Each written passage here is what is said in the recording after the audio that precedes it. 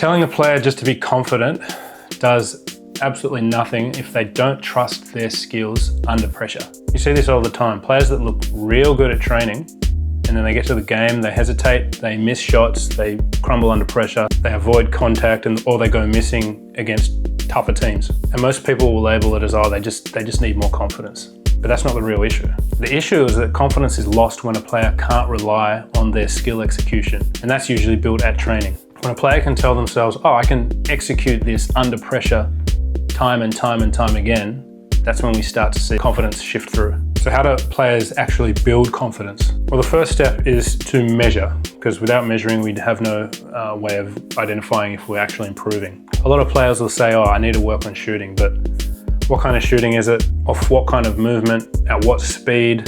At what percentage? Under what kind of pressure? Because it is a lot harder to become confident in skills or a set of skills when you're not measuring them. The second step is that you have to correct whatever it is that needs correcting. If players are repeating mistakes because nobody's corrected them, then they can go for months building incorrect habits, bad footwork, poor timing, weak finishing angles, loose ball handling. If all of those skills are reinforced negatively, then that skill becomes unstable and confidence decreases. Real training and coaching can speed up that confidence building because they know what is wrong, they know why it's wrong, and they know how they can fix it. The third step is to introduce pressure. Now, anyone can look good under no pressure, but when you really start to increase confidence is when you can look good under pressure, and that's through fatigue, adding defenders, adding some kind of time constraint, or adding a situation where you don't pass X before you hit Y. So maybe 7 out of 10, you move on to the next spot and under some kind of time constraint. And the good thing about pressure is it's never going to destroy your confidence. It's just going to expose where those weaknesses are so you can dial in and really focus. And the final step is to repeat the successful execution, because over time your body's going to understand what good execution feels like.